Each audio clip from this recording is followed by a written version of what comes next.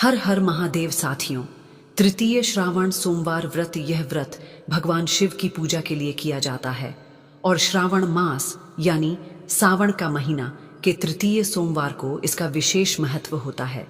श्रावण मास को भगवान शिव का प्रिय महीना माना जाता है। इस मास में की गई शिव उपासना का पुण्य कई गुना बढ़ जाता है। तृतीय सोमवार का व्रत विशेष रूप से मनोकामनाओं की पूर्ति के लिए किया जाता है, चाहे वह विवाह की इच्छा हो, संतान सुख हो, नौकरी या अन्य किसी प्रकार की सफलता। शास्त्रों में उल्लेख है, जो भक्त तृतीय सोमवार का व्रत की कथा श्रद्धा से सुनता है, उसे वही फल प्राप्त होता है जो वर्षों की पूजा पाठ से मिलता है। प्रिय साथियों, कथा को अंत तक अवश्य सुने, क्योंकि कौन जाने यही तृतीय श्रावण सोमवार व्रत आपके जीवन की दशा और दिशा दोनों बदल दे। तृतीय सोमवार व्रत की कृपा प्राप्त करने के लिए कमेंट में हर हर महादेव अवश्य लिखें। अब प्रारंभ करते हैं तृतीय सोमवार व्रत की यह दिव्य कथा। बहुत समय पहले की बात है। एक गरीब विधवा महिला थी जिसका नाम सुमित्रा था। सुमित्रा का जीवन कठिनाइयों से भरा हुआ था, लेकिन उसने कभी अपने विश्वास को नहीं छोड़ा। वह हर साल तृतीय श्रावण सोमवार का व्रत करती थी, जो भगवान शिव की कृपा पाने के लिए विशेष माना जाता है। इस दिन वह अपने पास मौजूद थोड़े से दूध और कुछ बेरों को भगवान शिव को चराने के लिए संजोती थी। तभी एक भूखा भिखारी आया और खाना मांगने लगा। उसने सोचा, क्या पता ये खुद भगवान शिव की परीक्षा हो। उसने सब कुछ भिखारी को दे दिया और खुद भूखी सो गई। रात को शिव जी सपने में आए और बोले, तूने जो मुझे प्रेम से अर्पण किया, मैं उससे तृप्त हो गया। अब तेरा जीवन दुख से मुक्त होगा। सुमित्रा की आंखें खुली और सुबह की पहली किरणें उसकी झोपड़ी के छोटे से छेद से झांक रही थीं। रात का सपना इतना जीवंत था कि उसे लगा जैसे महादेव अभी भी उसके पास ही खड़े हों। दुख से मुक्त, उसने धीरे से बुदबुदाया। उसकी आवाज में अभी भी गरीबी की थकन और वर्षों की निराशा का भार था। क्या यह सच हो सकता था? क्या उसके जीवन की यह अंतहीन उदासी, यह सूनापन वाकई अब खत्म हो जाएगा? अगले कुछ दिन सुमित्रा ने हर सुबह उसी उम्मीद और उसी संशय के साथ आंखें खोली। दिन तो सामान्य ही रहे, वही खाली बर्तन, वही पुरानी झोपड़ी की टूटी हुई छत। लेकिन एक बदलाव आया था उसके भीतर। अब वह हर मुश्किल को एक नई नजर से देखने लगी थी। जहां पहले एक छोटी सी परेशानी भी उसे तोड़ देती थी, अब वह सोचती, महादेव ने कहा है दुख से मुक्ति मिलेगी, यह तो बस एक परीक्षा है। एक दोपहर जब वह गांव के कुएं से पानी भरने गई, तो उसने देखा कि कुएं के पास एक छोटा सा पौधा सूख रहा था। आसपास किसी ने ध्यान नहीं दिया था। सुमित्रा को तरस आ गया। उसने अपने घड़े में से थोड़ा पानी निकालकर उस पौधे को दिया। यह उसकी आदत बन गई। हर बार जब वह पानी लेने जाती तो उस पौधे को सींचती। कुछ ही हफ्तों में वह पौधा हरा भरा हो उठा और उस पर सुंदर सुगंधित फूल खिल उठे। गांव के लोग हैरान थे। अरे, यह पौधा तो कभी फलता फूलता नहीं था, एक बूढ़ी औरत ने कहा। सुमित्रा बस मुस्कुरा देती। उसे लगा शायद यही महादेव का संकेत था। एक छोटे से प्रयास से भी कुछ अच्छा हो सकता है। एक दिन गांव के जमींदार का सबसे छोटा बेटा, जिसका नाम माधव था, बहुत बीमार पड़ गया। वैद्य ने जवाब दे दिया था और गांव में मातम सा छा गया था। माधव, जो हमेशा हंसता खेलता रहता था, अब बिस्तर पर पड़ा बेजान सा लग रहा था। उसकी मां जमींदारनी दिन रात रोती रहती थी। उसने गांव के हर मंदिर में मन्नत मांगी, हर वैद्य को बुलाया, लेकिन कोई फायदा नहीं हुआ। सुमित्रा को यह खबर मिली तो उसका दिल पसीज गया। उसने सुना था कि जमींदारनी बहुत घमंडी थी और गरीबों को अक्सर परेशान करती थी, लेकिन एक मां का दुख उसे अपना सा लगा। रात को वह सो नहीं पाई। उसे अचानक याद आया कि उसकी दादी ने एक बार किसी दुर्लभ जड़ी बूटी के बारे में बताया था, जो बहुत मुश्किल से मिलती थी और सिर्फ पहाड़ों की सबसे ऊंची चोटियों पर उगती थी। दादी कहती थी कि वह जड़ी बूटी मृत्यु के मुंह से भी व्यक्ति को वापस खींच लाती है, लेकिन उसे पहचानना और ढूंढना लगभग असंभव है। सुबह होते ही सुमित्रा ने बिना कुछ सोचे समझे अपनी लाठी उठाई और पहाड़ों की ओर चल पड़ी। महादेव, उसने मन ही मन प्रार्थना की। आपने कहा था मेरे दुख खत्म होंगे, लेकिन दूसरों का दुख देखकर मैं कैसे चुप रहूं? अगर इस बालक को बचाने का कोई रास्ता है तो मुझे दिखाइए। उसकी यात्रा कठिन थी। पहाड़ ऊंचे और पत्थरीले थे, रास्ते घने जंगलों से होकर गुजरते थे। कई बार वह फिसलती, गिरती, लेकिन हर बार उठ खड़ी होती। उसकी पुरानी साड़ी कांटों से फट गई थी, पैरों में छाले पड़ गए थे, लेकिन उसके मन में बस एक ही धुन थी, माधव को बचाना है। दिन ढलने लगा और वह एक ऐसी जगह पहुंच गई जहां पहले कभी कोई नहीं गया था। वहां एक चट्टान के किनारे एक छोटा सा पौधा चमक रहा था। उसके फूल अजीब से नीले रंग के थे और उनसे एक हल्की सी सुगंध आ रही थी। सुमित्रा को लगा, क्या यही वह जड़ी बूटी है? उसकी दादी ने यही बताया था कि यह जड़ी बूटी अंधेरे में भी चमकती है। बिना किसी देरी के उसने सावधानी से उस पौधे को उसकी जड़ों सहित खोदा और अपनी फटी हुई साड़ी के एक टुकड़े में लपेट लिया। अंधेरा घिर चुका था और जंगल में अजीबोगरीब आवाजें आने लगी थीं। उसे डर लगा, लेकिन माधव की बेजान सूरत उसके सामने घूम गई। मुझे वापस जाना ही होगा, उसने खुद को हिम्मत दी। रात भर वह चलती रही, ठोकर खाती, गिरती, लेकिन हर बार संभल जाती। सुबह की पहली किरण के साथ वह गांव के बाहरी इलाके में पहुंची। उसके पैर अब और चलने से इनकार कर रहे थे। वह सीधे जमींदार के घर की ओर लपकी। जब वह जमींदार के विशाल द्वार पर पहुंची तो द्वारपाल ने उसे पहचान लिया। अरे, यह तो वही गरीब विधवा है, यहां क्या कर रही है? अंदर जाने की इजाजत नहीं, उसने करे स्वर में कहा। सुमित्रा ने विनती की, भाई मुझे अंदर जाने दो, मैं जमींदारनी से मिलना चाहती हूं, मैं माधव के लिए कुछ लाई हूं। द्वारपाल हंसा, तू क्या लाएगी? जा यहां से, जमींदारनी इस समय किसी से नहीं मिलेंगी। सुमित्रा की आंखों में आंसू भर आए, लेकिन उसने हार नहीं मानी। कृपा करके, यह बहुत जरूरी है, यह उसके जीवन का सवाल है। उसकी आवाज सुनकर जमींदारनी की एक दासी बाहर आई। उसने सुमित्रा को देखा और जमींदारनी को खबर दी। जमींदारनी, जो दुख और निराशा में डूबी हुई थी, ने सोचा, क्या पता कोई नया वैद्य आया हो। उसने सुमित्रा को अंदर बुला लिया। सुमित्रा को देखकर जमींदारनी का चेहरा सिकुड़ गया। तुम यहां क्या कर रही हो? तुम्हें क्या लगता है तुम मेरे बेटे का इलाज करोगी? उसने घमंड से कहा। सुमित्रा ने अपने कांपते हाथों से वह जड़ी बूटी निकाली। मालिकिन, मैंने सुना है कि माधव बहुत बीमार है। मेरी दादी ने मुझे इस जड़ी बूटी के बारे में बताया था। यह बहुत दुर्लभ है, अगर आप इसे माधव को दे दें। जमींदारनी ने जड़ी बूटी को देखा और उपहास किया। यह क्या है? यह एक जंगली पौधा। तुम सोचती हो कि यह मेरे बेटे को बचाएगा? मेरे बेटे का इलाज बड़े बड़े वैद्य नहीं कर पाए, और तुम, एक भिखारी औरत, यह जंगली घास लेकर आ गई। उसने गुस्से से कहा। जमींदार भी वहीं खड़ा था। उसने भी सुमित्रा की बात को अनसुना कर दिया। सुमित्रा का दिल टूट गया।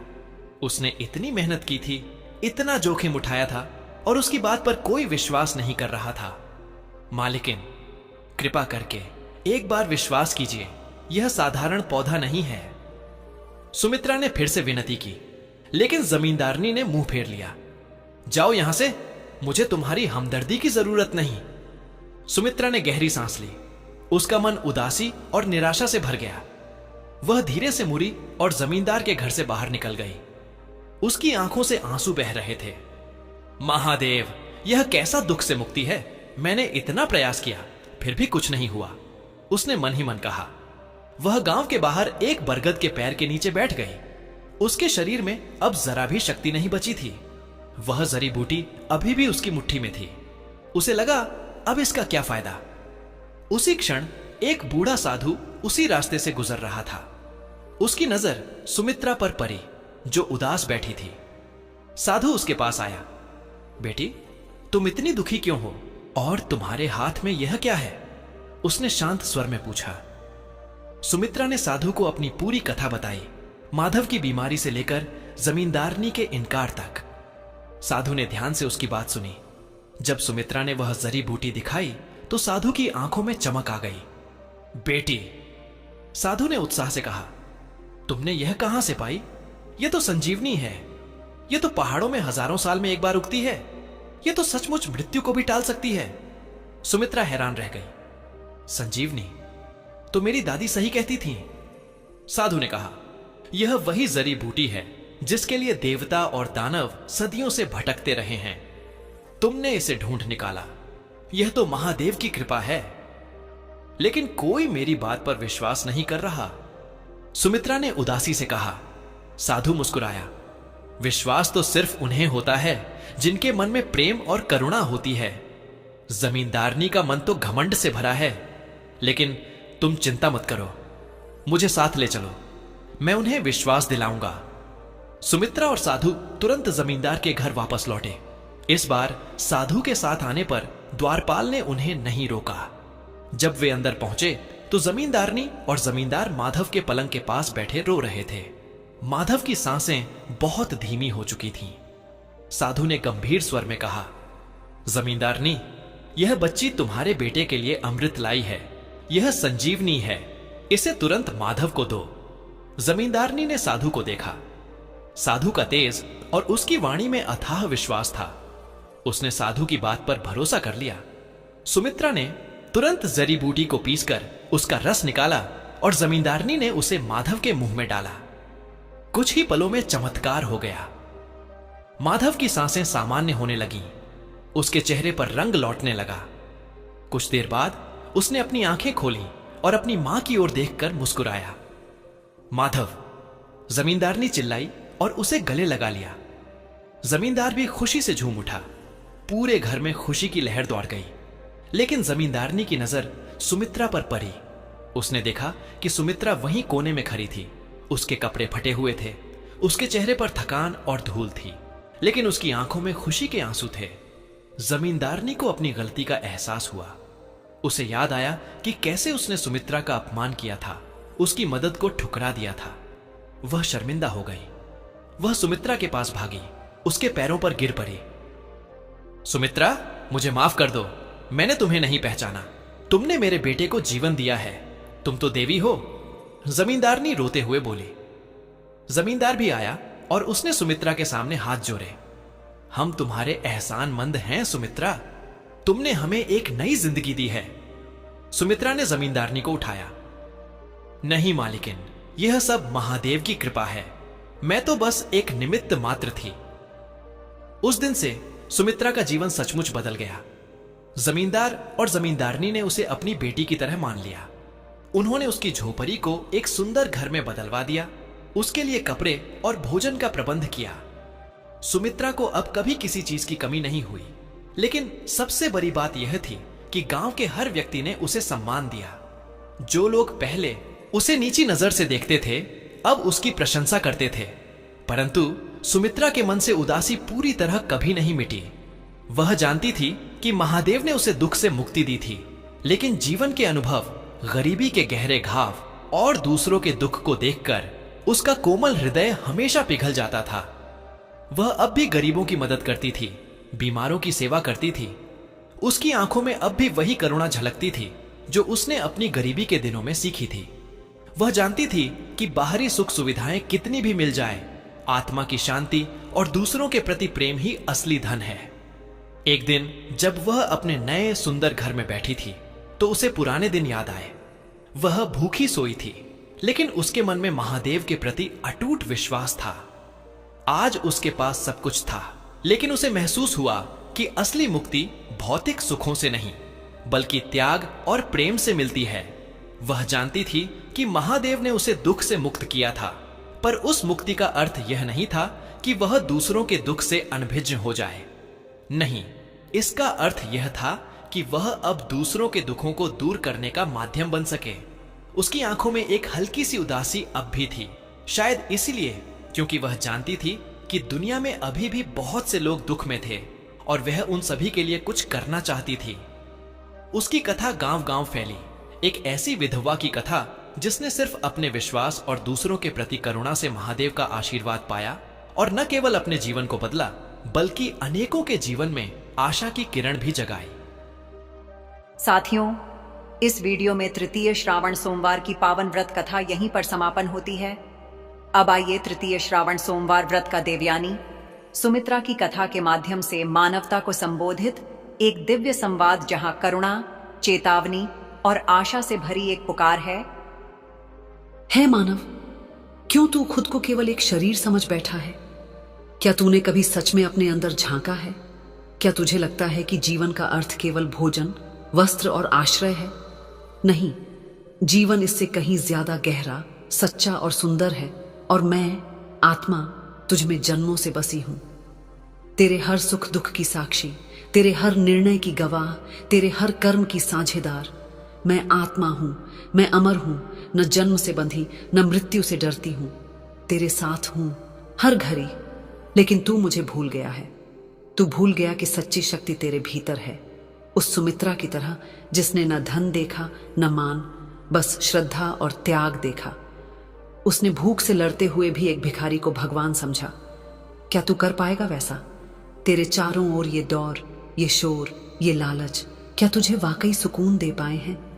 तेरे पास घर है, गाड़ी है, मोबाइल है, पर क्या तू चैन से सो पाता है? सुमित्रा के पास कुछ नहीं था, फिर भी उसकी आत्मा में वो विश्वास था कि अगर उसने प्रेम और करुणा से दिया तो भगवान शिव स्वयं आएंगे। और वे आए, सपने में नहीं, उसके त्याग में, उसकी आंखों के आंसुओं में, उसके पैरों के छालों में, उसके भीतर की आत्मा की पुकार में। हे मानव, तू तो हर चीज का मूल्य तौलता है। क्या मिलेगा बदले में? क्या फायदा होगा? किसका नाम होगा? लेकिन सुमित्रा ने कुछ नहीं मांगा। उसने जरी बूटी ढूंढी किसी पुरस्कार के लिए नहीं, बल्कि किसी और के दुख से द्रवित होकर। उसके पास न साधन थे न सहारा, बस एक लाठी थी और एक अडिग संकल्प, किसी का जीवन बचाना है। क्या तू भी ऐसा कर सकता है? मैं आत्मा हूं, तेरे भीतर की वो आवाज जो कहती है, रुक जा, ये स्वार्थ है, मदद कर, ये सही है, सच बोल, चाहे नुकसान हो। वही मैं हूं, पर तू अक्सर उस आवाज को दबा देता है, शोर में, जल्दबाजी में, भीड़ की नकल में, और फिर खुद से पूछता है, क्यों अधूरा लगता है सब कुछ? सुन, मैं तेरे भीतर हूं, सिर्फ तब नहीं जब तू मंदिर जाता है, बल्कि तब भी जब तू किसी की मदद करता है, बिना किसी अपेक्षा के। जब तू किसी अनजान की पीड़ा को महसूस करता है, मैं वहां हूं। जब तू किसी को बिना वजह मुस्कुराने की वजह देता है, मैं वहां हूं। जब तू अपने आराम को छोड़कर किसी और की चिंता करता है, मैं वहां हूं। सुमित्रा का त्याग क्या तेरे लिए एक कथा मात्र है? नहीं, वह आईना है जो तुझे तेरा असली रूप दिखाता है। उसका संघर्ष, उसका अडिग विश्वास, उसकी करुणा, इनमें से हर एक भावना मैं ही हूं। मैं आत्मा हूं, मैं जानती हूं तू थक गया है हर दिन कुछ बनने की दौड़ में, कभी अच्छा बेटा, कभी सफल पति, कभी आदर्श कर्मचारी। पर क्या तू कभी अपने आप से मिला है? कभी खुद से पूछा है, मेरी आत्मा क्या चाहती है? मुझे क्या सच में खुशी देता है? क्या मैं दूसरों को देख मुस्कुराता हूं या सिर्फ दिखावे के लिए? तेरे दुख असली नहीं है, तेरा न देख पाना ही सबसे बड़ा दुख है। सुमित्रा को देख, उसके पास तो खाने को भी नहीं था, लेकिन उसके पास वो था जो तेरे पास होते हुए भी तू खो बैठा है, विश्वास, करुणा और समर्पण। है मानव, सुन, मैं तुझ में हूं, तेरे बच्चों की हंसी में, तेरे माता पिता की दुआओं में, तेरे जीवन साथी की नजरों में। लेकिन तू आंखें बंद करके भटकता है, दुख से मुक्ति चाहता है, पर खुद ही दुख का कारण बना बैठा है। मुक्ति कहाँ है? किसी पहाड़ की चोटी पर नहीं, तू जिसे खोज रहा है वह सुमित्रा ने भीतर पाया। जब उसने बिना भय के, बिना लालच के किसी और के लिए चलना शुरू किया, वहीं से उसकी मुक्ति की यात्रा शुरू हुई। मैं आत्मा हूं, तू कितना भी बड़ा घर बना ले, तेरे कमरे फिर भी खाली रहेंगे जब तक तेरे दिल में सच्ची भावना का दीपक नहीं जलता। तेरी थाली चाहे सोने की हो, अगर उसमें किसी भूखे का हिस्सा नहीं है तो वह तुझे कभी तृप्त नहीं कर पाएगी। तेरा शरीर चाहे स्वस्थ हो, पर अगर तेरा मन बीमार है ईर्ष्या, क्रोध, लालच और घमंड से, तो तू भीतर से खोखला है। सुन मानव, तेरा सच्चा धर्म कोई किताबों में नहीं, वह तेरे कर्मों में है। तेरी असली पूजा कोई मंत्र नहीं, वह किसी जरूरतमंद को मुस्कान देना है। तेरे सबसे बड़े व्रत तेरे भीतर की करुणा और सच्चाई है। सुमित्रा की तरह बन, जिसने दुख में भी सेवा की, अकेलेपन में भी दूसरों के लिए जिया, और वही उसकी शक्ति बन गई। वह सिर्फ एक विधवा नहीं थी, वह एक दीप थी जो खुद जलकर औरों के अंधेरे मिटा गई। मैं आत्मा हूं, मैं तुझे दुख से मुक्त कर सकती हूं, लेकिन शर्त है तू खुद भी दूसरों के दुख में भागीदार बन। मुक्ति का अर्थ है केवल अपने जीवन को सरल बनाना नहीं, बल्कि किसी और के जीवन में आशा की लौ जगाना। आ जा मानव, मेरे पास बैठ, थोड़ी देर चुप हो जा, अपने शोर को शांत कर और मेरी बात सुन। तेरे भीतर जो धड़कन है, हर सांस के साथ जो चेतना है, जो हर दुख सहकर भी मुस्कुराना जानती है, वही मैं हूं, तेरी आत्मा। और अंत में एक दिन तू भी इस संसार से जाएगा। तेरे घर, तेरे कपड़े, तेरी पदवी कुछ भी साथ नहीं जाएगी, पर तेरे कर्म, तेरी भावना, तेरा त्याग वही रह जाएगा। लोग तुझे याद नहीं करेंगे कि तू कितना कमा कर गया, बल्कि इसलिए करेंगे कि तूने किसी टूटते हुए को थाम लिया था, किसी रोते हुए को गले लगा लिया था, किसी थके हुए को मुस्कुराहट दे दी थी। मैं आत्मा हूं, मैं तुझसे अब भी प्यार करती हूं, चाहे तू मुझे भूल जाए, चाहे तू मुझे अनसुना करे, क्योंकि मैं जानती हूं एक दिन तू फिर मेरी ओर लौटेगा। तू फिर सुमित्रा की तरह अपने भीतर की रोशनी को पहचानेगा, और जब तू ऐसा करेगा तभी तुझे सच्चा दुख से मुक्ति मिलेगा। मित्रों, इस वीडियो में तृतीय श्रावण सोमवार व्रत की पावन कथा यहीं पर समापन होती है। हम कामना करते हैं कि भगवान शिव की कृपा बनी रहे, आपके जीवन में सदैव सुख, शांति, समृद्धि हो और सकारात्मक ऊर्जा का संचार होता रहे। यह विशेष दिन न केवल भक्ति भाव से भर देता है, बल्कि हमारे जीवन में एकता, प्रेम और आस्था का संदेश भी लेकर आता है। तृतीय श्रावण सोमवार व्रत की कथा को सुनने के लिए हृदय से धन्यवाद। कृपया अपने विचार और अनुभव कमेंट में अवश्य साझा करें और हर हर महादेव लिखना न भूलें। आपके द्वारा किए गए कमेंट्स न केवल आपको प्रेरित करेंगे, बल्कि अन्य दर्शकों के लिए भी भक्ति और श्रद्धा का स्रोत बनेंगे। हर हर महादेव।